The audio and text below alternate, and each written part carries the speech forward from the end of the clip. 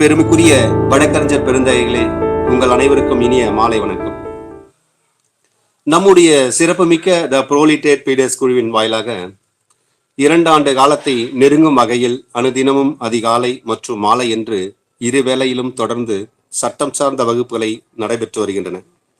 அந்த வகையில் இன்றைய மாலை நேர சிறப்பு வகுப்பு அசிஸ்டன்ட் பப்ளிக் ப்ராசிக்யூட்டர் தேர்வுக்கு தன்னை தயார்படுத்திக் கொண்டிருக்கும் வருங்கால ஏபிபிகளின் வெற்றியை உறுதிப்படுத்தும் வகுப்பு question and answer in minor acts என்ற ஒரு சிறப்பு நிகழ்வினை நமக்காக வழங்க வருகை புரிந்துள்ளவர் நம் அனைவருக்கும் மிகவும் பரிச்சயமானவரும் தமிழ்நாடு மற்றும் புதுச்சேரி பார் கவுன்சில் மற்றும் மனிதநேயம் ஐஏஎஸ் அகாடமிக் இணைந்து நடத்தக்கூடிய நீதிபதி தேர்வுக்கான பயிற்சி மையத்தினுடைய சிறப்பு பயிற்சியாளரும் பல மாவட்ட நீதிபதிகளையும் பல ஏபிபிகளையும் மேலும் பல சிவில் நீதிபதிகளையும் உருவாக்கிய பெருமைக்குரியவர்.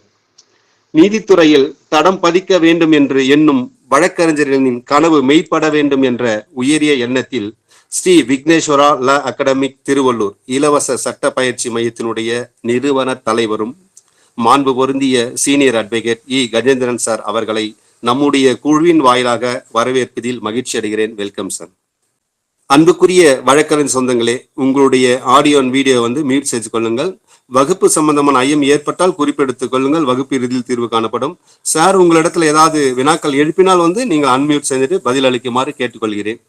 Thank you very much. Thank you sir. Welcome sir. நீங்க ஸ்டார்ட் பண்ணலாம் சார். Okay, thank you.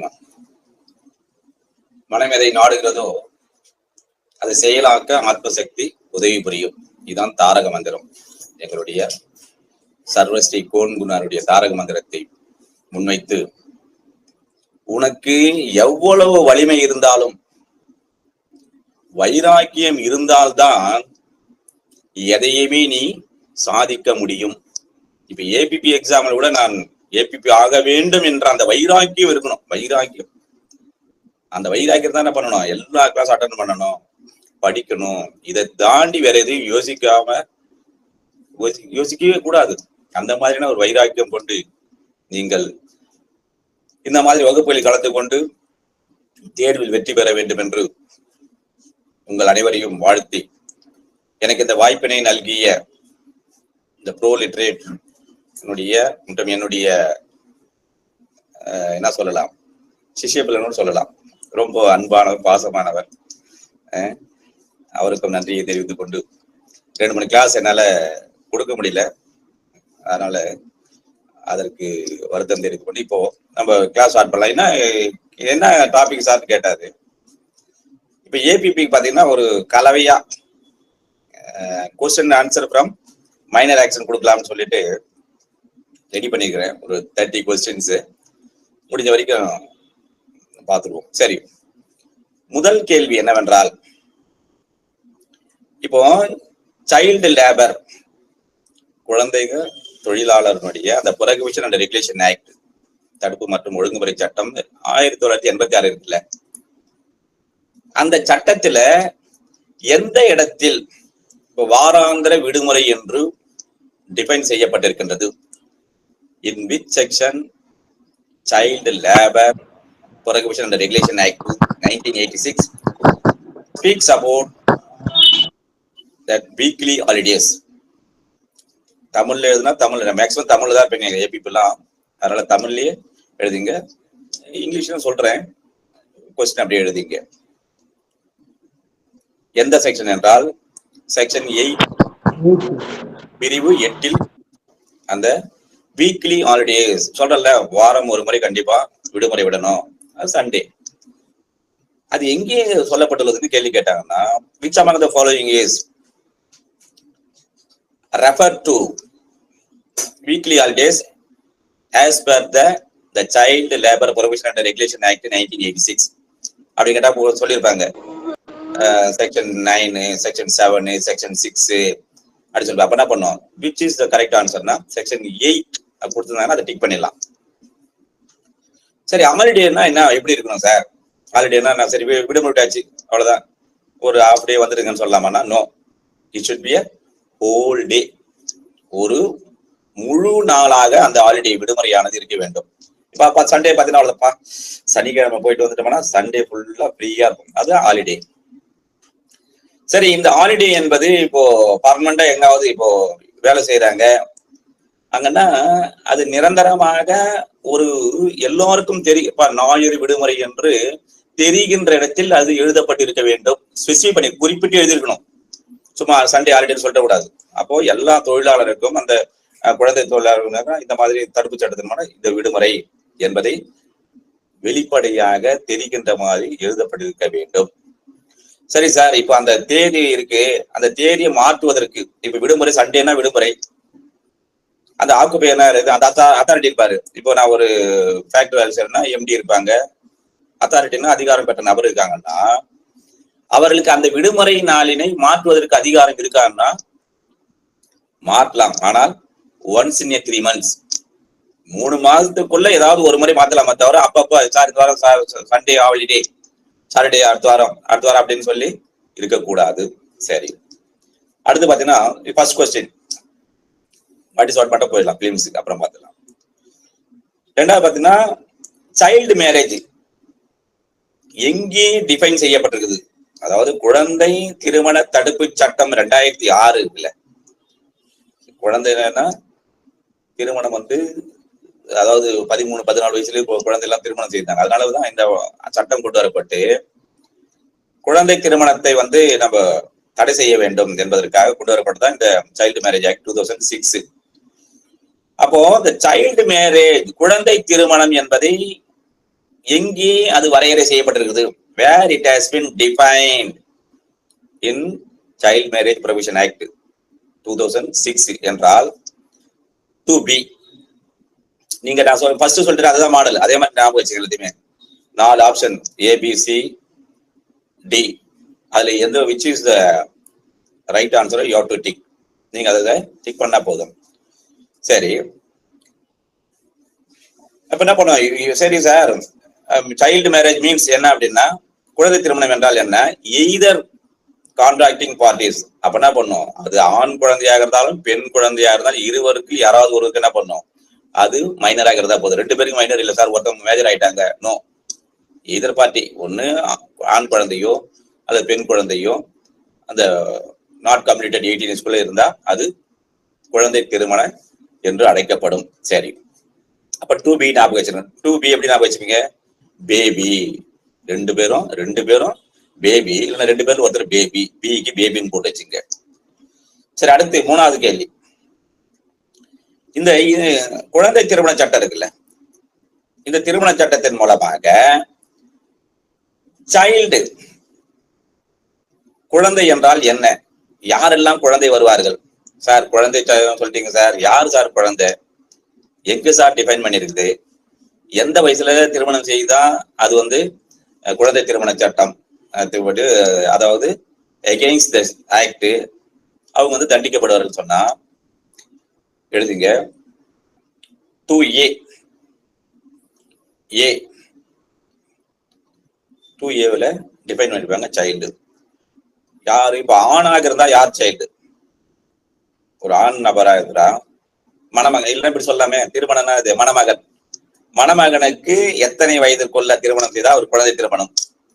மணமகள் இருக்காங்கல்ல, மணமகளாக இருந்தால் எத்தனை வயதுக்குள்ள திருமணம் செய்தா குழந்தை திருமணம். நீங்க என்ன பண்ண, எனி ஒன் கேன் மூவ் சொல்றாங்கல்ல, யாருனாலும் பண்ண. ஐயோ, இந்த திருமண மண்டபத்துல திருவள்ளூர்ல இந்த RTN திருமண மண்டபத்துல குழந்தை திருமணம் நடக்குதுங்க, காப்பாத்துங்க அந்த குழந்தைன்ற.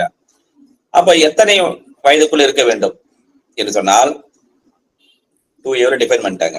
ஏஜ் பாருங்க, இந்த வேர்டு நல்லா பாத்துங்க. நாட் கம்ப்ளீட்டட் 21 இயர்ஸ் மேலுக்கு, ஆணாக இருந்தால் சாரி 21 வயது பூர்த்தி ஆகாத இருக்க வேண்டும். அதுதான் ஆபரேட்டிவ் வேர்டு. நீங்க பிலோன்னு எழுதுனா தப்பு, அது BNSல வரும் 2C3ல. இங்க நாட் கம்ப்ளீட்டட் 21 இயர்ஸ், 21 வயது மணமகன் பூர்த்தி ஆகாது இருக்கின்ற போது.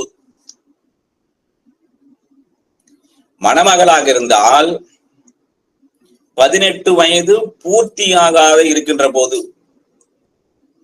Bright R bright group. பிரைட்னா எப்ப பொண்ணுங்கள்லாம் மணமகள் குள்ளமா இருக்கிறது, பிரைட் சின்னதா இருக்குங்க.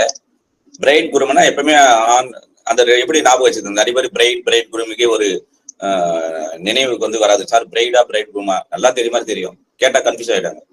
அப்ப ஞாபகத்தை என்ன பண்ணலாம், பிரைட் குரூம்னா எப்பவுமே ஆண் வந்து கொஞ்சம் உயரமா தான் இருப்பான், அப்போ பிரைட் குரூம்ன்றாகும், 2 வார்த்தை வரும். பெண்ணுன்னா சின்னது, பிரைட் மட்டும் ஞாபகம் வச்சுக்கலாம். சரி, இப்போ ஒரு பெண்டகன் ஒண்ணு போடுங்க. பெண்டகன்னா ஐங்கோணம், சிங்கிள், டபுள், ட்ரையாங்கிள், ஸ்கொயரு, அப்புறம் இது பெண்டகன், ஐங்கோணம் போடுங்க. அப்படியே எங்கெங்கெல்லாம் சைல்டு டிஃபைன் பண்ணிருக்கு அப்படியே எழுதி நோட்ஸ் போடுங்க. அப்படியே நான் சொல்றதுல அப்படி வரீங்க. பெண்டகன் ஸ்கொயர்ல மேல ஒரு போட்டீங்கன்னா தெரியும் உங்களுக்கு எல்லாம். பெண்டகன்னா தெரியும். ஐங்கோணம் மேல கூ மாதிரி மேல மாதிரி எழுதுங்க. Section 2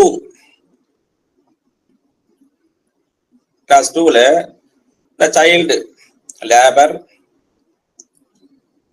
prohibition and regulation act 1986ல அங்க டிஃபைன் பண்ணிருக்குது, அங்கே டிஃபைன் பண்றது. அடுத்து 2A பார்த்தல, prohibition of child marriage act 2006ல 2A define பண்ணிருக்கு. அடுத்து கீழே வாங்க. 2(3ல செக்ஷன் 2ல செக்ஷன் 3ல BNS 2023 பாரதிய நியாய சன்னிதா 2023ல சைல்டுனா அது நாட் பிலோ 18 இயர்ஸ் இருக்கும். அடுத்து அந்த பக்கம் JJ ஆக்ட் போங்க. JJ ஆக்ட்ல ஜுனையல் ஜஸ்டிஸ் ஆக்ட் 2015 செக்ஷன் 2ல 12 இங்கே பாத்தீங்கன்னா 1+2 பாத்தீங்கன்னா 3 வரும். 3னா எப்பவுமே நம்ம அவுட் டு மெமரியில ABC, Cனா சைல்டு ஞாபகம் வச்சுங்க. இங்கேயும் BNSல 3 இருக்குல்ல, ABC, Cனா சைல்டு ஞாபகம் வச்சுங்க. BNSம் JJ ஆக்டும் இங்க 3 டைரக்டா இருக்கும் Cக்கு. JJ ஆக்ட் 12ல இருக்கும் 1+2 3, C சைல்டு. சரி, போக்சோ ஆக்ட் 2012ல போக்சோ ஆக்ட் 2012ல எங்க வேர் இட் ஹஸ் பீன் டிஃபைன் என்றால் 2Dல ஞாபகம் வச்சிருக்கோம். D இந்த மாதிரி பெண்டகன் போட்டீங்கன்னா அப்ப சைல்டு, உங்க படிக்கும் போது எப்பவுமே இப்படி படிங்க, எல்லாத்தையும் சேர்த்து சேர்த்து படிச்சீங்கன்னா அது வந்து உங்களுக்கு மெமரி வந்து நல்லா இருக்கும், உங்களுக்கு கன்ஃபியூஷன் ஆகாது. சரி, இப்ப அடுத்த கேள்வி. இப்போ டிரான்ஸ்பிளான்டேஷன் ஆஃப் ஹியூமன் ஆர்கன், அதாவது மனித இதயம் ஆகுது, கிட்னி, இது மாதிரிலாம் மாற்று அறுவை சிகிச்சை செய்து பண்றாங்க. இப்ப கிட்னி வந்து டிரான்ஸ்ஃபர் பண்றாங்க, அவருக்கு வந்து இதயத்தை மாற்று அதாவது அறுவை சிகிச்சை செய்து இதயத்தையே மாற்றுறாங்க. அல்லது கிட்னி ஒரு 2 கிட்னில ரெண்டுமே போச்சு, அப்போ ஒரு கிட்னி ஒருத்தர் கொடுக்குறாரு. இந்த மாதிரியான ஒரு சட்டம் என்னது, எந்த சட்டம்? தோட்டா 1994 சொல்லலாம், தோட்டான்னு எழுதிக்கலாம். தோட்டா என்ன சொல்லுது? Transplantation of human organs and tissues act 1994. Tissues act 1994 தோட்டா. இதுல வந்து அப்ரோப்ரியேட் அத்தாரிட்டி என்பது யார், எங்கே டிஃபைன் பண்ணப்பட்டது என்றால் யார், அது உரிய அதிகாரம் படைத்தவர் யார்? இந்த மாதிரி இந்த ஆக்ட்ல ஒரு மனிதனுடைய ஆர்கன்னா உறுப்புகளை மாற்றம் செய்வதற்கான ஒரு அனுமதி கொடுக்கிறது, இல்ல அப்படி செய்வதற்கு சான்றிதழ் கொடுக்குறதுனா யாருக்கு சொன்னா எங்க டிஃபைன் பண்ணப்படுதுன்னா 2B போடுங்க. 2Bல டிஃபைன் பண்ணிருக்கோம். செக்ஷன் 13 எழுதிங்க. ரெட் வித் செக்ஷன் 13 எழுதிங்க. 13 என்ன சொல்றதுன்னா, இப்ப சென்ட்ரல் கவர்மெண்ட் மத்திய அரசாங்கமா இருக்கின்ற போது அத்தாரிட்டி என்னது? Union territory. உதாரணத்துக்கு இப்ப பாண்டிச்சேரி இருக்குது, யூனியன் டெரிட்டரி. அப்ப அங்க இருப்பதற்கான அத்தாரிட்டி சென்ட்ரல் கவர்மெண்ட் தான். சரி சார், அடுத்தது ஸ்டேட் கவர்மெண்டா இருந்தா, ஒரு மாநில அரசாங்கமாக இருந்தால் என்ன பண்ணலாம்? 1 or more அபிஷியல், 1 அல்லது அதற்கு மேற்பட்ட ஆபீசர் என்ன பண்ணலாம்? அப்ரோப்ரியேட் அத்தாரிட்டியை வந்து ஸ்டேட் கவர்மெண்ட் இந்த மாநிலத்திற்காக நியமிக்கலாம், இங்க சொல்லப்பட்டிருக்குது. சரி, அடுத்து பாத்தீங்கன்னா இந்த அட்வைசரி கமிட்டில தோட்டாவில் அட்வைசரி கமிட்டி ஒரு குழு அமைக்கிறாங்க, அதாவது ஆலோசனை குழு ஒண்ணு அமைக்கிறாங்கன்னா ஊஷல், இங்கிலீஷ் சொன்னா எழுதுங்க, who shall constitute advisory committee according to தோட்டா 1994. யார் இந்த அட்வைசரி கமிட்டியை அமைத்தல் வேண்டும், ஷல் அமைத்தல் வேண்டும் என்றால் central government or state government தான். மத்திய அரசாங்கமோ அல்லது மாநில அரசாங்கமோ ஆஸ் த கேஸ் மேபி. அது ஆஸ் த கேஸ் மேபி என்ன, நேர்வுக்கு ஏற்ற மாதிரி, அந்த சூழ்நிலைக்கு ஏற்ற நேர்வுக்கு ஏற்ற மாதிரி தான் கரெக்டான வேர்டு ஆஸ் த கேஸ் மேபின்னா. அப்படின்னு அர்த்தம் அது சென்ட்ரல் கவர்மெண்ட் தான் அமைக்க வேண்டும் என்ற அந்த ஒரு அத்தாரிட்டி இருந்தா அது சென்ட்ரல் கவர்மெண்ட். இல்லைங்க it's comes under state government, இது மாநில அரசாங்கத்திற்குள் வருகிறது என்றால் மாநில அரசாங்கம் அதனுடைய அத்தாரிட்டியாக இருக்கும். அப்புறம் பீரியட் ஆஃப் 2 years அந்த எவ்வளவு நாள் இருப்பாங்க, அந்த 2 ஆண்டு காலம் வரை அந்த அட்வைசரி அத்தாரிட்டி வந்து அதனை என்ன பண்ணுவாங்க, எய்ட் பண்ணுவாங்க. அப்ரோப்ரியேட் அத்தாரிட்டி அதற்கு உதவி புரிவார்கள் என்று சொல்லப்பட்டிருக்கின்றது. 5. இப்ப 6வது கொஸ்டின் பாத்தீங்கன்னா, இப்ப டிரான்ஸ்ஜெண்டர் இருக்காங்கல்ல, 3ஆம் பாலினத்தர் இருக்காங்க.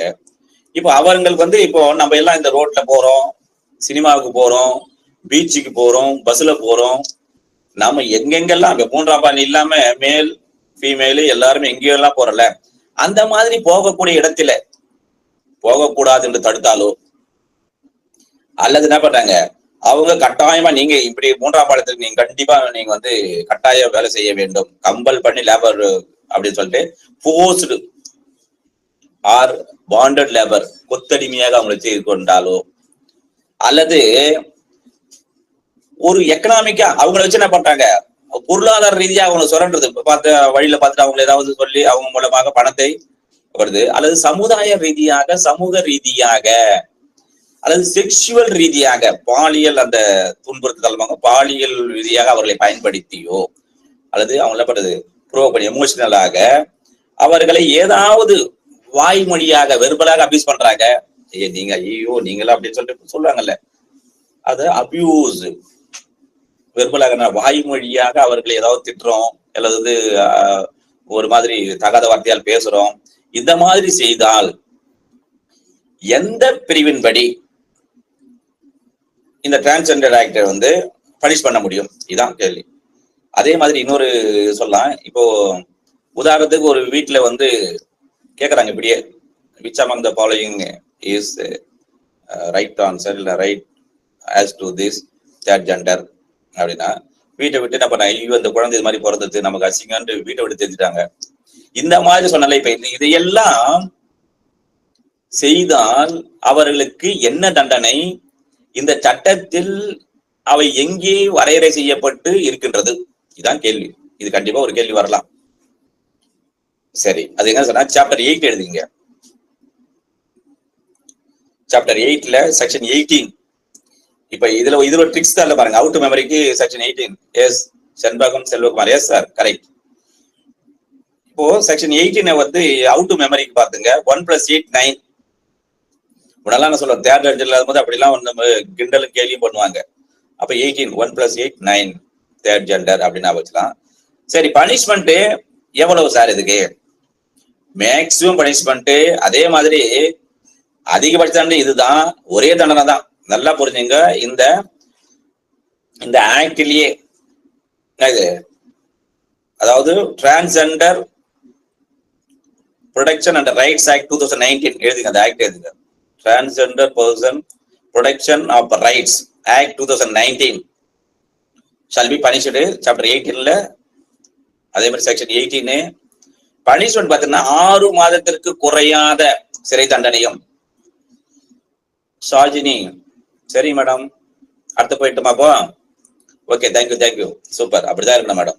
ஆன்சர் நான் சொல்லாத முன்னே டக்குன்னு போறோம். Super. Not less than 6 months அர்த்தம் 6 மாதத்திற்கு குறையாத சிறை தண்டனை கொடுத்து ஆக வேண்டும். இப்போ கன்விக்ட் பண்ணிட்டாங்க, அப்பா இதெல்லாம் சொல்லியிருக்கான்னு நிரூபிதமாகிவிட்டது. Beyond all reasonable doubt புரூவ்ட் the case என்ன பண்ணும், நாட் லெஸ் than 6 months. சரி, மேக்ஸிமம் எவ்வளவு பனிஷ்மெண்ட் கொடுக்கலாம்னு சொன்னா மே எக்ஸ்டெண்ட் டு 2 years. அதிகபட்சம் இதுதான் தண்டனையே, ஒரே தண்டனை கொடுக்கப்பட்டிருக்கின்றது. சரி, அடுத்த கேள்வி. இப்ப நேஷனல் கவுன்சில் ஃபார் டிரான்ஸ்ஜெண்டருக்கு எங்கே டிஃபைன் செய்யப்பட்டுள்ளது இந்த சட்டத்தில் என்றால் செக்ஷன் 16 எழுதிங்க. 3ஆம் பாலினத்தவர் தேசிய அந்த கவுன்சில் படி அவர்கள் செக்ஷன் 18ல சொல்லப்பட்டது. சாரி, செக்ஷன் 16ல அதை பற்றி சொல்லப்பட்டிருக்கின்றது. சரி, question number 8.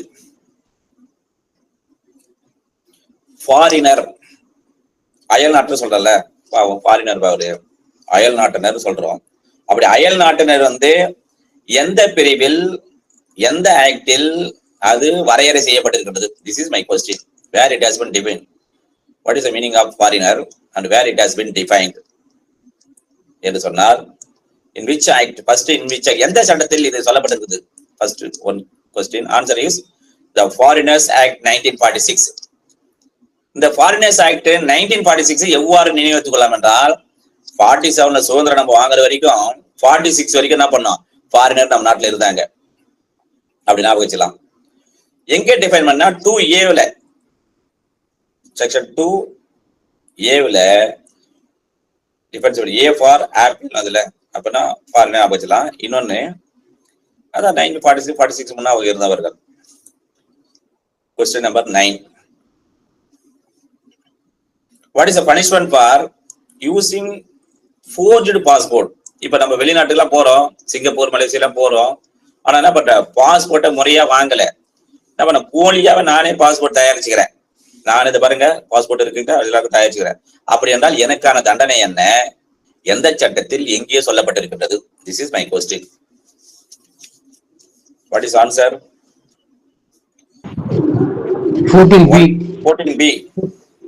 2 years. Super sir, super sir, அருமை அருமை அருமை. What is the punishment for that offence? 2 years above 8 years வரையும் கொடுக்கலாம், 50,000 ஃபைன் கொடுக்கலாம் with fine. So not less than 2 years, sir, which may be extended to 8 years. Super. This is the exact answer. What நீங்க சொன்னது nearing answer. இததான் இப்ப உங்களுக்கு தெரியாத ஒன்றும் இல்லை. ஏபிபில how to pass மட்டும் நான் சொல்றேன் உங்களுக்கு. எப்படி பாஸ் பண்ண முடியும் எப்படின்னா, அது சார் சொன்னாங்க பாரு, இந்த ரெண்டு ஆன்சர்லயே இருக்குது பாஸ் ஃபெயில். ஒருத்தருக்கு மார்க் வரும், ஒருத்தர் மார்க் வருவாரு, ஒருத்தர் மார்க் கொடுக்க மாட்டேன் நான் இப்போ. பிகாஸ் ஒருத்தர் சொன்னது நியரிங் ஆன்சர் தான், it's not exact answer. But second சொன்னது எக்ஸாக்ட் ஆன்சர். இந்த வேர்டு யூஸ் பண்ணுங்க சார் எப்பவுமே. என்ன மெயின் எக்ஸாமா இருக்கட்டும், பிலிம்ஸா இருக்கட்டும், இன்டர்வியூ, அதோட லீகல் வேர்டு யாரெல்லாம் யூஸ் பண்றீங்களோ அவங்க எல்லாம், இப்ப ஏபிபியா இருந்தா ஏபிபி, சிவில் ஜட்ஜிக்காக நான் இப்பயே கலந்துக்கிற கிளாஸ்னால இங்க சிவில் ஜட்ஜி தான். அது யாராலும் தடுக்க முடியாது சார், ஆண்டவனே என்னால தடுக்க முடியாது. ஏன்னா சார் என்ன சொல்றாரு, முதல்ல நான் பனிஷ்மெண்ட் கேட்டேன், என்ன சொன்னாரு sir, not less than 6 months, அப்புறம் above 2 years சொன்னாரு. It's not a correct word. May extend அந்த வேர்டு இருந்தாதான் உனக்கு மார்க். அதனால லீகல் டேர்ம்ஸ். அப்ப மே எக்ஸ்டெண்ட் அர்த்தம், ஒரு தண்டனை அவனுக்கு வந்து நிறுவனம் ஆயிட்டா 6 மாதத்துக்கு குறையாம சரி தண்டனை. ஆனால் மே எக்ஸ்டெண்ட் அந்த 2, அதாவது அந்த 2 வருஷம் வரை நீடிக்க கூட தண்டனை கொடுக்கலாமே தவிர, அது 6 மாசம் 7 மாசம் 8 மாசம் 1 வருஷம் கொடுக்கலாம். So that is correct exact word. Okay, அடுத்து சார் கொஸ்டின் நம்பர் 9. அது என்ன சொல்றாங்க, அடுத்த 14B ஃபைன் இருக்குல்ல, அதுல not less than 10,000. 2 years May extend 8 years. Fine வந்து நாட் லெஸ், கேட்டாலும் கேட்டுருவாங்க. அதுக்கான அபராதம் எவ்வளவுன்னா, மே எக்ஸ்டெண்ட் டு 50,000, 50,000 ரூபாய் வரை நீடிக்கக்கூடிய அபராதத்தை விதிக்கலாம். சரி, அடுத்து பாருங்க, very important questions. On the what basis of இல்லனா which convention of UNA, United Nations Organization, the Mental Health Care Act 2017 enacted? United nation இருக்குல்ல, அந்த யுனைடெட் நேஷனுடைய ஆர்கனைசேஷன்ல எந்த மாநாட்டு நடைபெற்ற ஒரு மாநாட்டுல, அந்த மாநாட்டில் எந்த அடிப்படையில இந்த மென்டல் ஹெல்த் கேர் ஆக்ட் 2017 வந்து இயற்றப்பட்டது என்று சொன்னால் எழுதிங்க. Convention of right of person with disability. இந்த மாநாடு எது நடக்குது, பாவம் இந்த நபர்கள் எல்லாம் முடியாமல் இருக்கிறாங்க, அவருடைய உரிமைக்கான ஒரு மாநாடு நடைபெறுகின்றது யுஎன்ஏ மூலமாக. அப்படி நடைபெறுகின்ற போது அதில் இயற்றப்பட்ட இந்த வேர்டு எழுதுங்க, இட்ஸ் ஆப்ஷனல் புரோட்டோகால். ஆப்ஷனல் புரோட்டோகால்னா என்ன, விருப்ப நெறிமுறை. அது சொல்றாங்க, இல்லைங்க இந்த மாதிரி இருந்தா அவங்க வந்து மனநிலை பாதிக்கப்பட்டிருக்கின்ற அந்த மக்களுக்கு, அந்த நபர்களுக்கு என்ன பண்ணா, இந்த மாதிரி ஒரு ஆக்ட் இருந்தா நல்லதுன்னு சொல்லிட்டு வந்து அதன் வழி பேசிஸாக கொண்டு வரப்பட்டதுதான் இந்த சட்டம். இது மென்டல் ஹெல்த் கேர் ஆக்ட் 2017. சரி, அதே மாதிரி காட்பான்னு ஒரு காட்பா ஆக்ட் வந்து நிறைய பேர் கேட்டிருப்பாங்க. COTPA, what is the meaning of COTPA அப்படின்னா cigarette and other tobacco product act 2003. சரி, அடுத்து பாத்தீங்கன்னா இந்த மென்டல் ஹெல்த் கேர் ஆக்ட்லயே ஒரு கேள்வி. Mental health establishment, mental health establishment மனநல அந்த அமைப்புகள் அது உருவாக்குதல், எஸ்டாப்ளிஷ் பண்றாரு. அது எங்கே டிஃபைன் பண்ணப்பட்டது? இந்த மென்டல் ஹெல்த் கேர் ஆக்ட் 2017 என்றால் 2P 2P-ல டிஃபைன் செய்யப்பட்டிருக்கின்றது. சரி, எனி எஸ்டாப்ளிஷ்மெண்ட், இது சரி எஸ்டாப்ளிஷ்மெண்ட் சார், சரி இந்த மாதிரி மனநல காப்பகத்துக்காக மனநல அந்த இதுக்காக சொல்லியிருக்காங்க, இது எல்லாம் உள்ளடங்கும். இதெல்லாம் சொல்லலாம் அப்படின்னு சொன்னா any establishment including Ayurveda, yoga and naturopathy, Unani, Siddha and homeopathy establishment, இது எல்லாம் உள்ளடங்கும் சொல்றது. அதே மாதிரி சரி இதெல்லாம் இருக்கு சார், எஸ்டாப்ளிஷ்மெண்ட் இருக்குது, யாரால் அவை இது பண்ணு ஸ்கிரீன் பண்ணு, அது யாரால் அது நிர்வகிக்கப்பட வேண்டும், யாருடைய கட்டுப்பாட்டில் இருக்க வேண்டும், அது அப்பதான் அது வரும் என்று சொன்னால் அப்ரோப்ரியேட் கவர்மெண்ட், உரிய அரசாங்கம். அதே மாதிரி லோக்கல் அத்தாரிட்டி அப்படின்னா இப்ப லோக்கல் பாடிஸ் அந்த பஞ்சாயத்து கவுன்சில் இருக்காங்க, அவங்க அந்த அத்தாரிட்டி. அதே மாதிரி ட்ரஸ்ட் அறக்கட்டளைகள், கோஆபரேட்டிவ் ஆர்கனைசேஷன்ஸ். அடுத்து பாத்தீங்கன்னா பிரைவேட் ஆர் பப்ளிக் சொல்லிட்டாங்க. பிரைவேட்டாக இருக்கலாம் அல்லது பப்ளிக் இருக்கலாம். பப்ளிக் மட்டுமா இருக்கணுமானா no, it may be private also சொல்லிட்டாங்க. இதெல்லாம் வந்து சொல்லிட்டாங்க. இப்ப கீழ்பாக்க ஹாஸ்பிட்டல் இருக்குது, அது பிரைவேட்டா பப்ளிக்கா? Public, government, because it under the control of government. சரி, கொஸ்டின் நம்பர் 12 பாருங்க. Which section speaks about prisoner with mental illness? இவர் சிறையில் இருப்பாங்க, சிறை கைதி, மனநலம் பாதிக்கப்பட்ட சிறை கைதி என்பவர் யார், எங்கே அதை பற்றி சொல்லப்பட்டிருது அந்த சட்டத்தில் என்று சொன்னால் 2W of Mental Health Care Act எந்த இயர்? 2017. அங்கே டிஃபைன் பண்ணி இது ஒரு கேள்வியா வரும், ஒவ்வொன்றா டிஃபைன் பண்ணி சொல்லியிருப்பாங்க, அதுல கேள்வியா வரும். அப்ப என்ன பண்ண, you have to take the 2W. டபிள்யூனா நான் எப்பவுமே மெமரி சொல்லுவேன். டபிள்யூ இருக்குல்ல, திருப்பி போட்டுனா கீழே வந்து மென்டல்னு வரும். எம போட்டு எம ஆகாது, எம்னா மென்டல் அப்படின்னு ஆச்சுன்னா ஆட்டோமேட்டிக்கா உங்களுக்கு ஈஸியான மெமரி இருக்கும். பிரிசன்ல இருக்கிறவன் யாரெல்லாம் இருப்பார்கள் சொன்னா under trial prisoner. Under trial prisoner வழக்கு விசாரணை நடைபெறுகின்ற போது சிறையில் இருப்பவர். உதாரணத்துக்கு பாத்தீங்கன்னா ரிமாண்ட் முதல்ல அஃபென்ஸ் பண்ணுவான், போலீஸ் எஃப்ஐஆர் போட்டுட்டு 154 செக்ஷன் 1 இருக்கு, இப்போ வந்து 173 செக்ஷன் 1 இருக்கு. ரிமாண்ட் பண்ணாங்கன்னா அதுக்கப்புறம் எஃப்ஐஆர் போட்டுட்டு ஜெயில போறதான். That is judicial custody. Under trial prisoner என்னது, காப்பீஸ் சர்வ் பண்ணிட்டு ட்ரையல் ஆரம்பிச்சிருச்சு, வழக்கு விசாரணை நடைபெறும், சாட்சி எல்லாம் இருக்கும் போது என்ன பண்ணும், அப்போ போய் என்ன பண்ணுவாங்க, NPW இஷ்யூ பண்ணிடுவாங்க. வாரண்ட், ஏன்னா கோர்ட்டுக்கு வர மாட்டான். அப்புறம் என்ன பண்ணுவாங்க, அட்வொகேட்டும் விட்டுருவாரு பெட்டிஷன் போடாம.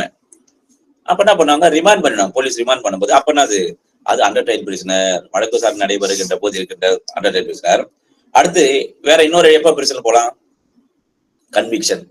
எப்ப கன்விக்ஷன் வரும், எல்லாம் வழக்கு விசாரணை முடிஞ்ச பிறகு if the case is proved against the accused, அந்த வழக்கு அவனுக்கு எதிராக எந்த விதமான சந்தேகத்திற்கும் இடமின்றி நிரூபிக்கப்பட்டதால் அவருக்கான தண்டனை கொடுக்குறாங்க. அப்போ கன்விக்டட் பிரிசனர் இருக்காரு, சிறை தண்டனை அடைந்த பிறகு. And detain in jail or prison. Sir jail ஒண்ணுதான், பிரிசன் ஒண்ணுதாங்க sir. Why mentioned jail or பிரிசன்னா, ஜெயில்னா இப்ப சப் ஜெயில் சொல்லுவோம், என்ன சொல்லுவோம் சார், சப் ஜெயில் போயிருக்காங்க. பிரிசன்னா சென்ட்ரல் போர்டு ஞாபகம் வச்சுங்க, மத்திய சிறைச்சாலை. அந்த பிரிசன் தான் சென்ட்ரல் பிரிசன் தான் இருக்கும், அந்த ஜெயில் இருக்காது. அதே சப்ஜெயில் சப்ஜெக்ட் இப்ப திருவள்ளூர் இருக்கு பாருங்களேன், சப்ஜெயில் இருக்கு, பொன்னேரியில சப்ஜெயில் இருக்கு, ஒவ்வொரு இடத்துல கோர்ட்டு பதிலையும் சப்ஜெயில் இருக்கும். அதான் டிஃபரன்ஸ். ஓகேவா? சரி, அடுத்து பாத்தீங்கன்னா question number 13. Which section of Mental Health Care Act 2017 gives exemption to person who attempt to commit suicide under section 309 of IPC? 309 எடுத்துட்டாங்க BNS 2020. இருந்தாலும் இதுக்கான கேள்வி கேட்டால் கேட்டுருவாங்க, எந்த பிரிவில் இவ்வாறு மனநலம் பாதிக்கப்பட்ட இருக்காங்களே அவங்க தற்கொலைக்கு முயல்கின்ற போது அவர்களுக்கு அது பனிஷ்மெண்ட் கிடையாது என்று சொல்லுகின்ற பிரிவு எது? எதுங்க சார்? எந்த பிரிவு மனநலம் பாதிக்கப்பட்ட நபர்கள் தற்கொலைக்கு முயலுகின்ற போது இந்த 309 வந்து ஐபிசி எல்லாம் இவங்களுக்கு அட்ராக்ட் ஆகாது என்று சொல்லுகின்ற பிரிவு எது sir? Section 115. Section 115 of mental health care act 2017 சொல்லியிருப்பாங்க. ஏன்னா பிரிசம்ப்ஷன் ஆஃப் ஹேவிங், அதாவது அன்டில் அதர்வைஸ் ப்ரூவ்டு, எல்லாம் இல்லைங்க அவன் தற்கொலைக்கு முயன்றார் என்று நிரூபிக்கின்ற வரை அவன் என்ன பண்ண பிரிசம்ப்ஷன் எடுத்துக்க. என்ன ஷல் பிரசீம் எடுத்துக்கொள்ள வேண்டும், அதெல்லாம் எழுதிங்க. ஷல் பிரசீம் என்ற வரை எடுத்த இப்ப எப்படி எவிடன்ஸ் ஆக்ட்ல இப்ப பாரதிய சாட்சி அதிநியம் 2023 ஒன்னு எவிடன்ஸ் ஆக்ட். ஓகேவா? அப்போ அதுல என்ன சொல்லியிருப்பாங்கன்னா, அதாவது not only mental person also normal person அதை விட, புரியுதா? அவங்களுக்கு வந்து இதுல வந்து 115 படி அவங்களுக்கு தற்கொலைக்கு முயன்றாங்களும் தண்டிக்க முடியாது சொல்றது பிரிவு 115. அப்புறம் எந்த under the code of IPC படி தண்டிக்க முடியாது சொல்லிட்டாங்க. சரி, ஓகே. இதை பண்ணா இதன் மூலமாக தான் வந்து நம்ம பிஎன்எஸ்ல 309 ஓவர்ரூல் பண்ணிருப்பாங்க. இந்த 115 வச்சுதான் பண்ணிருப்பாங்க. ஓகேவா? சரி, அடுத்து 14 லாட்டரிஸ் ஆக்ட்ல வருங்க. இப்போ வந்து அடுத்தது லாட்டரிஸ் ஆக்ட்ல ஒரு 2-3 கொஸ்டின் பார்ப்போம். The Lotteries Regulation within bracket Regulation Act 1998 8 lottery 1998 8 lottery ஞாபகம் வச்சுங்க. came into force. எப்பொழுது இந்த சட்டமானது நடைமுறைக்கு வந்தது? when it came into force. எப்போ சார்? எந்த இயர், எந்த தேதி, எப்பொழுது, what is the related date of birth of the national leader? நிறைய கொஸ்டின், 4 கொஸ்டின் இதுல. நான் சொல்றது 14 தான் கொஸ்டின், ஆனா 4 கொஸ்டின் இது இருக்கு. அக்டோபர் 2, 1997 யாரு பிறந்த தேதி சார் அது? செண்பகம் செல்வகுமார். எஸ் 2 யாரு பிறந்த தேதி? மகாத்மா காந்தி. மகாத்மா காந்தி சார். 3ஆம் வகுப்பு கிளாஸ் எடுத்துக்கிறீங்க. நாங்கெல்லாம் ஏபிபி சிவில் ஜட்ஜி சார், அதானே கேக்குறீங்க. இப்ப திடீர்னு வந்து இன்டர்வியூ கேட்டுருவாங்க, அப்ப நம்ம அப்படின்னு. அதனால இது மாதிரி வழியில எது ரிலேட்டடா அப்பெல்லாம் ஞாபகம் வச்சு நம்ம எது எதெல்லாம் ரிலேட்டடா இருக்குதோ தெரியும்னா we have to reiterate. அதை வந்து மேலும் உறுதி செய்து கொண்டும் வலியுறுத்தி கொள்ள வேண்டும். அப்பதான் வந்து அப்படியே தங்கம் உள்ள தெரியும்னு சொல்லிட்டு போனீங்கன்னா அவ்வளவுதான். அதனால எப்பப்பெல்லாம் வந்து வாய்ப்பு கிடைக்குது அப்பப்பெல்லாம் இதை நம்ம ரெஃபரன்ஸ் பண்ணலாம். ஆல்ரெடி 159ல எவிடன்ஸ் ஆக்ட் மாதிரி, இப்போ 161ல பிஎஸ் இருக்கு. சரி சரி 97 சொல்லிட்டீங்களே. இப்போ வந்து காந்தி வந்து பிறந்த நாள் சொல்லிட்டீங்க. காந்தி இறந்த தேதி என்ன? இப்ப என்ன ஜெனரல் இதெல்லாம் கொடுத்துறாங்க உங்களுக்கு? என்ன கொடுத்துறாங்க? ஜெனரல் அதுல கேட்பாங்க. இப்போ இது 3 காந்தி பத்தி சொல்லிட்டீங்க, பிறந்த தேதி சொல்லிட்டீங்க. எந்த வருஷம் பிறந்தாரு? அக்டோபர் ஜனவரி 30 சார். ஜனவரி 30 ஜனவரி 30 சார். 30 1948 சார். 1948 சார். 1948 வந்து இறந்த தேதி அது. நான் பிறந்த இயர் கேட்டேன். which year he was born? 1868 இல்ல, கொஞ்சம் ஒரே ஒரு வருஷம் தான் இருக்குது. முன்னையா பின்னையா sir? 1869 2nd October sir. Super 69. புரியுதா? நமக்கு எல்லாம் தெரியணும். ஓகேவா? சரி, இறந்த தேதி இறந்த இயர்னா 91 சொல்லிட்டீங்க. இந்த மாதிரி ஒரு கொஸ்டின் வரும்போது அதுக்கு ரிலேட்டடா என்னென்ன இருக்குன்னு கேட்டு வச்சிருக்கோம்னா நமக்கு. ஏன்னா ABP syllabus newly order syllabus பார்த்தா பிரமிப்பா இருக்கு. அடாடா என்னடா அது சொல்லிட்டு. சரி, அடுத்த கொஸ்டின் போயிடுவோம். Who may organize, conduct or promote lottery according to Lotteries Act 1998? யாரெல்லாம் இந்த லாட்டரி ஆக்டின் படி அதை வந்து ஆர்கனைஸ் பண்றது, ஒரு அதை இப்படிலாம் செய்யணும்னு அமைக்கிறதோ, அது நடத்துவதோ அல்லது ப்ரொமோட் பண்றதோ, இவ்வாறு இதெல்லாம் வந்து இப்ப இந்த இடத்துல விற்கலாம், இவ்வளவு கோடிக்கு பம்பர் பிரைஸ் போடலாம் அப்படி என்று யார் அவர்கள்? இப்ப நம்ம இதுல இல்லை, இங்க தமிழ்நாட்டில் இல்லை. பட் இது வந்து சென்ட்ரல் மைனர் ஆக்சில் இருக்கிறதுனால எல்லாத்துக்கும் மற்ற ஸ்டேட்டுக்கு போறது அப்ப கேள்வி கேட்கறதுக்கு வாய்ப்பு இருக்குது. அப்படின்னா யார் பண்ணணும்? The state government. Yes, super madam. State government. In which provision it has been stated, madam? எங்க சொல்லப்பட்டது? எந்த பிரிவில் சொல்லப்பட்டிருக்கிறது? Section 4. Section 4. No. No. Is there any answer? No. 6 also no. அதுல divide 2 போட்டுங்க 6. 5 also no. நான் 1 2 3 சொல்லிக்கிறீங்க. 6 3 section 3 is the correct answer. Yes. அடுத்து பாத்தீங்கன்னா question number 16 as per my preparation. அது நிறைய क्वेश्चन நீங்க பிறகு எழுதின வரீங்க, அதனால இதை ஃபாலோ பண்ண வேண்டியதில்லை. நீங்க என்னென்ன क्वेश्चन இருக்கோ அது நீங்க இது 21 23 கூட வந்துருக்கலாம். சரி, ஓகேவா? இப்ப ஸ்டேட் கவர்மெண்ட் இவ்வாறு ஆர்கனைஸ் பண்றாங்கல்ல, லாட்டரிலாம் இப்படி விற்கணுங்க, இது வந்து இந்த பொது இடத்துல இப்படி விற்கணும், இவ்வளவு பம்பர் பிரைஸ் இவ்வளவுதான் நீங்க வாங்கணும் அப்படிலாம் பண்ணிட்டு ஆர்கனைஸ் பண்ணி எல்லாம் பண்றாங்க.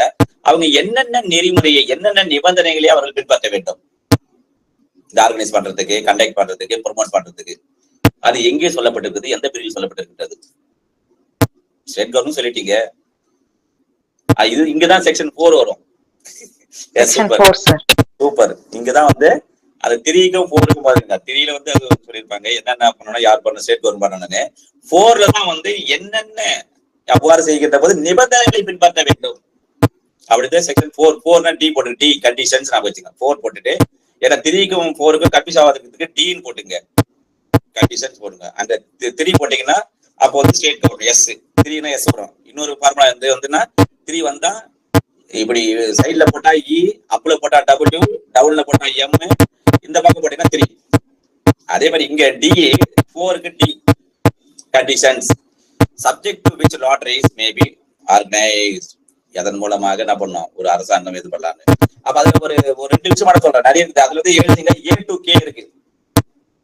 என்ன what are all the conditions to be followed or to be organized, to be conducted or to be promoted என்றால் A to K இருக்கு. அதுல முக்கியமா கேட்பாங்க, எது கேட்பாங்க சொன்னா, இப்போ ஒரு நான் லாட்டரி சீட் வாங்கினேன், எனக்கு ஆசை 1 கோடி ரூபாய் விழுன்னு சொல்லிட்டு அப்படின்னா லாட்டரி வாங்கினேன், சீட் வாங்கினா அதை எடுத்து வீட்டு வச்சுட்டு பத்திரமா பாப்பமா என் ஒய்ஃபு கொடுத்துட்டேன், இது பாருமா இது வந்து நீ பத்திரமா வச்சுக்கோ, நமக்கு எப்படியும் 1 கோடி ரூபாய் கண்டிப்பா விழுந்துரும். ஏன்னா நம்ம இந்த போலீட்டுல நம்ம இலவசம் காசு எடுத்துக்கிறோம், அந்த தர்மம் நம்ம தலையிடாக்குன்னு சொல்லிட்டு லாட்டரி சீட் வாங்கிட்டேன். ஆனா லாட்டரி சீட் வாங்கினா லாட்டரி சீட் வந்து 10 நம்பர் மட்டும் எழுதி வச்சுட்டேன். லாட்டரி சீட் நான் என்ன வீட்டு கொடுத்து வச்சுட்டேன். அப்புறம் லாட்டரி சீட் ஃபர்ஸ்ட் பிரைஸ் 1 கோடி ரூபாய் விழுந்துருக்கு. ஆமா ஐயா, திருவள்ளூர்ல ஆரம்பிச்சிடணும், அகாடமி ஆரம்பிச்சு 1000 பேர் உட்கார மாதிரி கிளாஸ் எடுக்கணும் அப்படி கற்பனை எல்லாம் பண்ணிட்டு குதிச்சு நிற்கும் போது பார்த்தேன்னா லாட்டரி சீட் இல்லை. தேடி பாக்குறேன், என் ஒய்ஃபு கேட்கறேன், இல்லடா ஐயோ நான் அடி அடிக்கிறேன், அவங்க கூட இல்லைங்க வச்சுங்க அங்கதான் வச்சுங்க அப்படின்னு துணி துவைக்க சட்டை துணி வச்சு பெயிண்ட் போட்டு காய வச்சுட்டுங்க, அவ்வளவுதான் முடிஞ்சு போச்சு. என்ன பார்த்தீங்கன்னா அக்கௌண்டபிலிட்டி சீட் ஒரு படம் இருக்குதுல்ல, எங்கடா வச்சு இதுதான் போட்டுருக்கு ஆத்துல போட்டுருவான். சரி, இந்த மாதிரி போட்டுறேன். 1 கோடி ரூபாய், அந்த 1 கோடி ரூபாய் யார்கிட்ட போகும் சேரும், யாருக்கு சொந்தமாகும் அந்த ப்ராப்பர்ட்டி, அந்த மணி வந்து யாருக்கு சொந்தமாகும்? அப்புறம் அன்கிளைம்டு பிரைஸ் மணி. இப்ப அதுல அன்கிளைம்டு லாட்டரி பிரைஸ் இருக்குல்ல, கேக்குதுங்களா? இப்போ சூப்பர். ஒரு பிரேக் வரும். ஓகே, இப்ப கதை கேட்டீங்களா? நான் சொன்ன கதை கேட்டீங்களா? இந்த லாட்டரி கதை சொன்னேன், கேட்டீங்களா? ஒரு வாட்டி ரிப்பீட் பண்ணிடுங்க சார். இப்போ நான் ஒரு லாட்டரி சீட் வாங்கினேன், 1 கோடி ரூபாய் எனக்கு பரிசு விழுந்துருது. ஆனா லாட்டரி சீட் என்ன பண்ணேன், எங்க ஒய்ஃப் கொடுத்து வச்சிருந்தேன். எங்க ஒய்ஃப் என்ன பண்ணாங்க, நம்பர் பார்த்தா லாட்டரி 1 கோடி விழுந்துருது. அப்புறம் ஐயோ நம்ம வந்து பரவாயில்ல விக்னேஸ்வர லா அகாடமி ஆரம்பிச்சு ஒரு 500 பேருக்கு, அதே மாதிரி ப்ரோலிட்ல அவங்க ஃப்ரீயா கிளாஸ் எடுக்கிறாங்க, அவங்க ஒரு அகாடமி ஆரம்பிக்கிட்ட வந்து இடம் வாங்க போலான்னு ஆசையா இருக்கிறேன். எங்க ஒய்ஃபு கிட்ட கேட்டா, எங்கங்க அது அவங்க பாக்கெட்ல இருந்துதான், அதையும் துவச்சு போட்டு அது கிழிஞ்சு போச்சு இல்லைன்றாங்க. இப்போ வந்து அந்த பிரைஸ் எனக்கு விழுந்த 1 கோடி ரூபாய் வந்து அன்கிளைம்டா இருக்குது அந்த பிரைஸ் மணி. இப்போ அந்த மணி யாருக்கு போய் சேரும்? அந்த property as per lottery act யாருக்கு போய் சேரும்? நம்ம எடுத்துலாமா? 50 lakhs எடுத்துலாமா? State government, sir. State government. எங்க சொல்லப்பட்டுள்ளது? எங்க சொல்லியிருக்கு? எங்க சொல்லியிருக்குது? செக்ஷன் 4ல ஒன்னா சொல்லிடுறேன். செக்ஷன் 4ல தான் சொல்லியிருக்குது. அதுதான் என்ன சொல்லியிருக்காங்க. எஃப் எழுதுங்க. எஃப் ஃபெயில்டு நான் வச்சுங்க. எஃப் போட்டு failed to receive the prize money போட்டுங்க. Failed to receive the prize money means that property goes to state government. அது மாதிரி A to K வரைக்கும் பார்த்துக்க நிறைய இருக்கு அதுல. அதே மாதிரி லோகோ இருக்கணும். அதுல லோகோ ஸ்டேட் கண்டிப்பா எந்த ஸ்டேட் லாட்டரி அந்த ஸ்டேட்டுடைய லோகோ இருக்கணும். அது எங்க சொல்லப்பட்ட பில இருக்கும். பி பேட்ச் ஞாபகம் வச்சுங்க. பின்னா பேட்ச் ஞாபகம் வச்சுங்க. பேட்ச் இருக்கட்டும் அப்படின்னா ஸ்டேட் கவர்மெண்ட் பேட்ச் இருக்கும். அது மாதிரி அதுல முக்கியமானது 2 தான், அன்கிளைம்டு பேட்ச். அப்புறம் வந்து கேல கடைசியா பாத்தீங்கன்னா வேற ஏதாவது கண்டிஷன் இருந்தா இப்போ இன்னொரு ஆப்ஷன் கேட்பாங்க, சென்ட்ரல் கவர்மெண்ட் இதுல ஏதாவது ஆட் பண்ணலாமா அப்படின்னா ஆட் பண்ணலாம். அதான் கேவ்ல செக்ஷன் 4ல கிளாஸ் கேவ்ல இது 5 மார்க் கொஸ்டின் கேட்கலாம். எழுதி 5 மார்க் கொஸ்டின் போட்டு எழுதி வச்சுங்க. இப்ப வேணா பட் மெயின்ல எடுக்கும்போது நம்ம பாத்துக்கலாம். 5 மார்க் கொஸ்டின்ல இது கேட்பாங்க. What are all the condition to be followed by the state government when it organize, conduct or promote the lottery ன்னு இருக்கு. ஓகேவா? சரி, இப்ப அடுத்த கொஸ்டின் 17 போயிடுவோம். According to the explosive substance act, அது முடிஞ்சிச்சு, லாட்டரியில முடிஞ்சு. இப்போ explosive substance act 1908, CPC 1908, registration act 1908. Triangle போட்டுங்க. இதெல்லாம் 1908 பாத்தீங்கன்னா உங்களுக்கு சிபிசி நமக்கு சம்பந்தம் இல்லை. இருந்தாலும் சும்மா எழுதிங்களா, தெரியாம இருக்கக்கூடாதுல்ல. ரிஜிஸ்ட்ரேஷன் ஆக்ட் 1908, இப்போ எக்ஸ்ப்ளோசிவ் சப்ஸ்டான்ஸ் ஆக்ட் 1908. அதே மாதிரி ஹவு மெனி டெஃபினேஷன் இருக்குது இதுல வந்து இந்த ஆக்ட்ல எத்தனை வரையறை பிரிவுகள் இருக்கின்றது? How many defining section? 1 Mohammed Shakir sir 1 தானே இருக்கு section 1. But you are correct. But வந்து 1ல 2 இருக்கு. ஏ பி இருக்கும். செக்ஷன் 2ல A2 சார். எஸ். இப்ப இதுல வந்து ரெண்டுமே பாத்தீங்கன்னா செக்ஷன் 2 தான் இருக்குது. ஆனா ஏ பின்னு இருக்கும். 1ன்னா ஏல என்ன சொல்லுவாங்க? எக்ஸ்ப்ளோசிவ் சப்ஸ்டான்ஸ், வெடிபொருள் அந்த என்னால் என்ன. பில என்ன சொல்றாங்க? Special category explosive substance. இது வந்து ஆர்டினரி எக்ஸ்ப்ளோசிவ் சப்ஸ்டான்ஸ் பா, வெடிபொருள்கள் அடங்கிய ஒரு கண்டென்ட். அடுத்து பார்த்தா ஸ்பெஷல், சிறப்பாக வகை செய்யப்பட்டிருக்கின்ற அந்த வெடிபொருள்கள் என்று அர்த்தம்.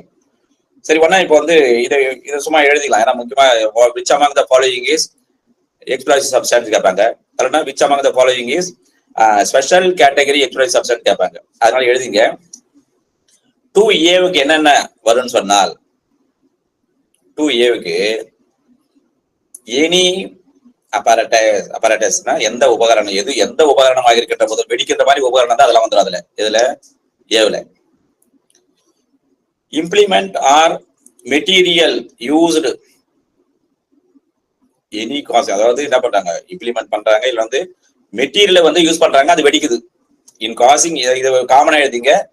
இன் காசிங் எனி எக்ஸ்ப்ளோஷன், அதன் மூலமாக என்ன பண்றது, ஒரு வெடியை ஏற்படுத்துகின்றது. adapted for causing or aiding or any part of the above, இதன் மூலமாக என்ன பண்றாங்க, அதை வெடிக்க செய்கின்ற போது, இவ்வாறு வெடியை ஏற்படுத்துகின்ற போது, இதெல்லாம் ஆர்டினரியா வந்துடும். அதாவது இது எக்ஸ்ப்ளோசிவ் சப்ஸ்டான்ஸுங்க. இப்போ பட்டாசு இருக்குது, சின்ன ஒரு ஆட்டோபா மாதிரி வைப்பாங்கல்ல, ஆட்டோபோனா அந்த ஆட்டோபோனா அது வந்துடும். இது வெடியில சிலிண்டரு இதெல்லாம் வரும். இப்போ சரி sir, special category explosive substance என்ன வரும்? இந்த டிஃபரன்ஸ் மட்டும் தெரிஞ்சீங்கன்னா தான் யூ ஹேவ் டு ஆன்சர். புரியுதா? சரி, இங்க 2B ல பாருங்க என்னென்ன வருதுன்னா RDX, which among the following is, இல்லைன்னா what is the abbreviation of RDX கேட்டாங்கன்னு வச்சுக்கேன், கீழே கொடுத்துருப்பாங்க, எழுதிங்க. Research development explosive, research development explosive. HMX, high melting explosives, high melting explosives. TNT, tri nitro toluene, tri nitro toluene. LTPE, low temperature plastic explosive.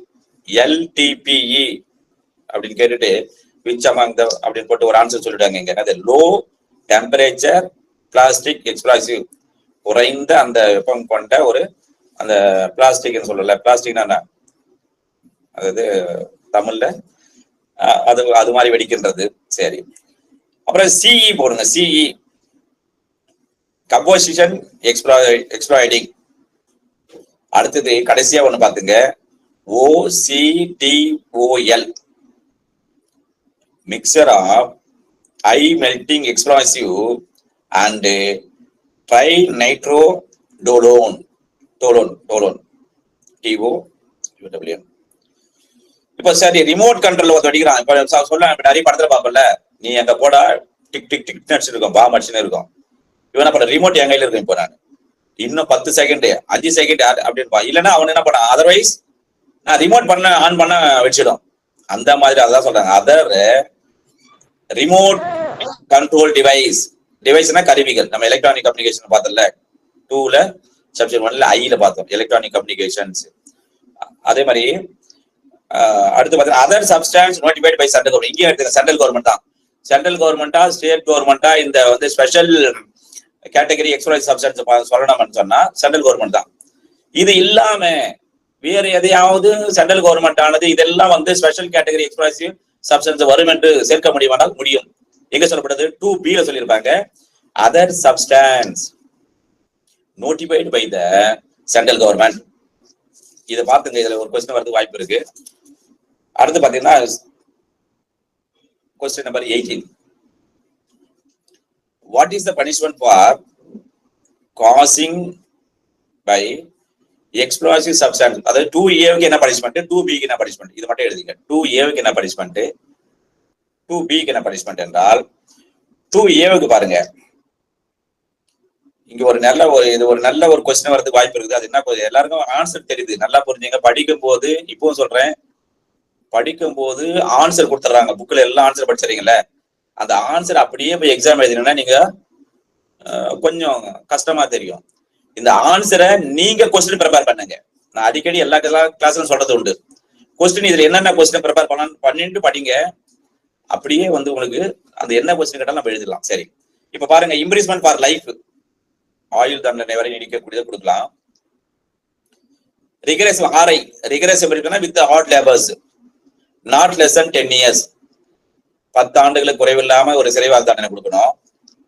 And also fine, 6ல and also, அத்துடன் சேர்த்து கண்டிப்பாக தண்டிக்கப்படுகின்ற போது, சிறை தண்டனை கொடுக்கின்ற போது கண்டிப்பாக அவருக்கு அபராது விதித்தல் வேண்டும் என்று சொல்கிறது.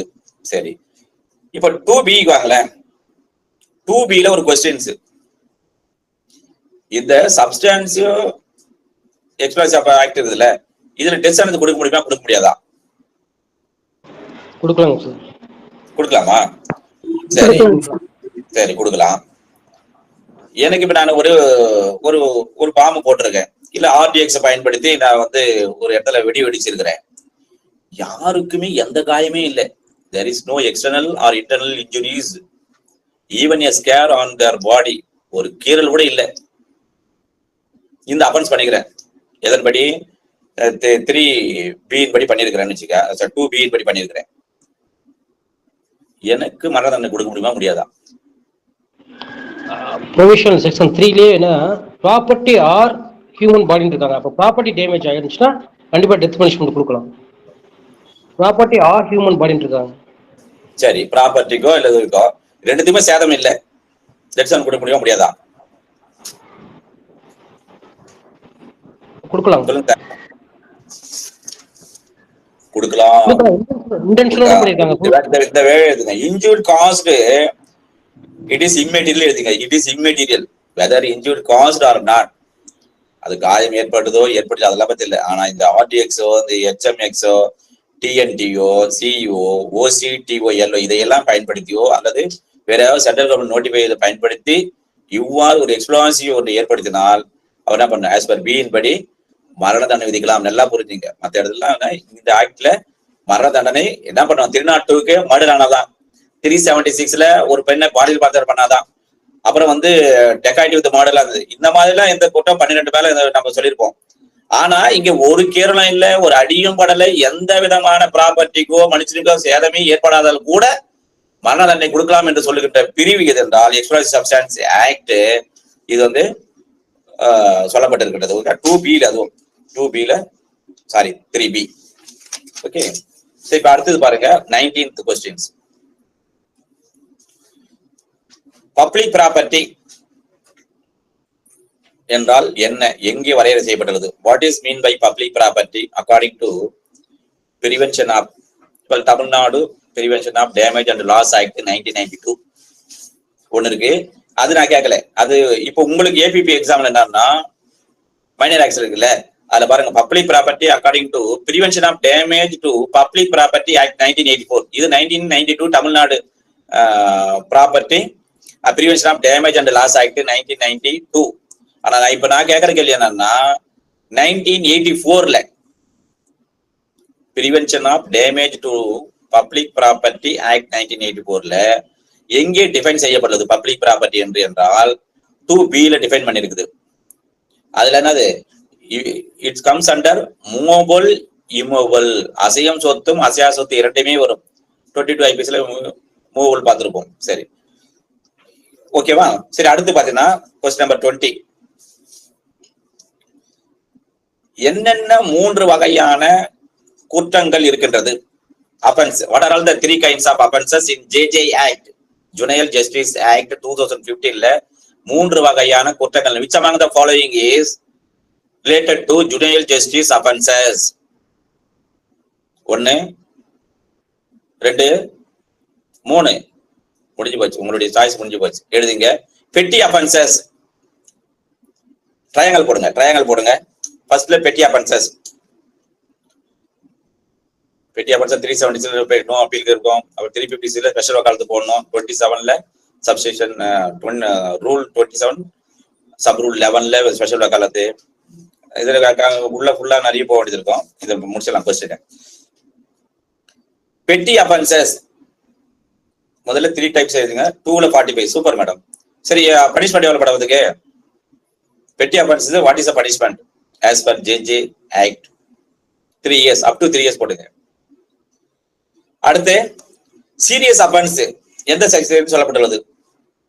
சீரியஸ் அஃபென்ஸ் என்று எங்கே டிஃபைன் செய்யப்பட்டிருக்கின்றது? 2ல 54, 7 years. ஈனஸ் கிரைம் என்றால் என்ன? ஈனஸ் கிரைம் சொல்றாங்க. முதல்ல பெட்டி அஃபென்சஸ், சீரியஸ் அஃபென்ஸ், அடுத்து 3 போட்டீங்க, 3 ட்ரையாங்கிள் போட்டீங்களா? Petty offence, serious offence, heinous crime. இல்ல ஈனஸ் அஃபென்சஸ் வாரி கூட்டம் 2ல 30. Super sir. SM Hussain sir, super sir. அப்போ அதுல ஈனஸ் கிரைம் என்னது? 7 years ஆர் மோர், 7 ஆண்டுகள் அல்லது அதற்கு மேற்பட்ட தண்டனை விதிக்கக்கூடியது. இதெல்லாம் 20. அடுத்து இப்போ கொஸ்டின் நம்பர் 21. ஏன்னா நான் அடுத்த கிளாஸ் கண்டினியூ பண்ணும்போது உங்களுக்கு அடுத்த மைனர் ஆக்ட்ஸா இல்ல வேற என்ன சொல்றதை கண்டினியூ பண்ணி வந்துடுறேன். ஓகேவா? சரி, what is the term child care institution define in JJ Act 2015? இப்ப சைல்டு கேர் இன்ஸ்டிடியூஷன், குழந்தை பாதுகாப்பு அந்த அமைப்பு என்பது இதுதான் சைல்டு கேர் இன்ஸ்டிடியூஷன், இப்படிதாங்க இருக்கணும் அப்படின்னு எங்கே வரையறை செய்யப்பட்டிருக்கின்றது JJ Act 2015 என்றால் 2ல 21, 2 பாத்துங்க. 21 2 + 1 3 சைல்டு. அப்புறம் கேருக்கும் சி தான் கேர். ஓகேவா? எதையெல்லாம் பாத்தீங்கன்னா எங்கெங்க எழுதிங்க அப்படியே, எதெல்லாம் எங்கெங்க டிஃபைன் பண்ணிடுதுன்னா சைல்டு ஹோம், சாரி சில்ட்ரன் ஹோம்னா 2ல 19. சில்ட்ரன் ஹோம் எப்ப இருப்பாங்க? 1 + 19 பாத்தீங்க. 1 + 9 10 10 மாசம் குழந்தை பாவம் பெத்தெடுத்த, அந்த 10 மாசம் இருந்தா குழந்தை பெத்தெடுத்தல். அப்புறம் ஓபன் ஷெல்டர் செக்ஷன் 2ல 41.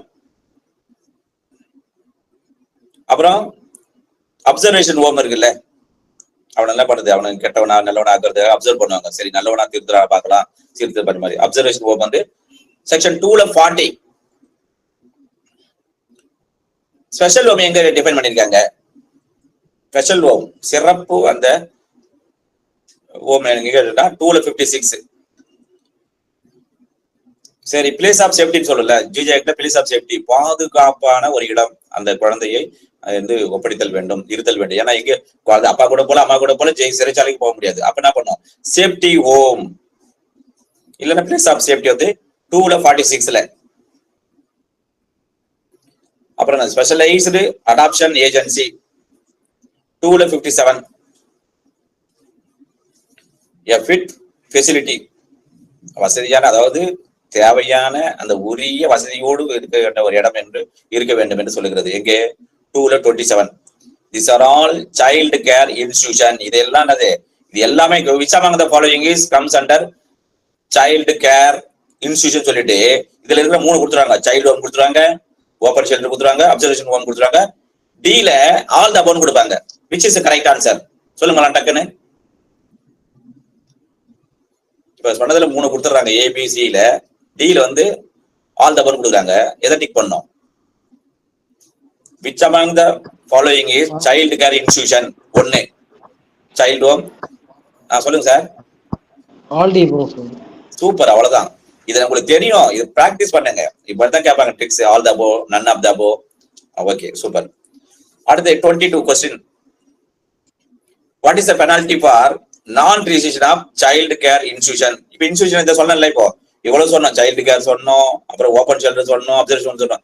இதெல்லாம் அவங்க ஏற்படுத்தியிருக்காங்க, ஆனா பதிவு செய்யவில்லை, ரீசேஜ் செய்யவில்லை என்றால் அதற்கான தண்டனை என்ன? எங்கே சொல்லப்படுது? எந்த சிறையில் சொல்லப்படுது? இதுக்கான பனிஷ்மெண்ட் எங்க அப்படின்னா செக்ஷன் 42.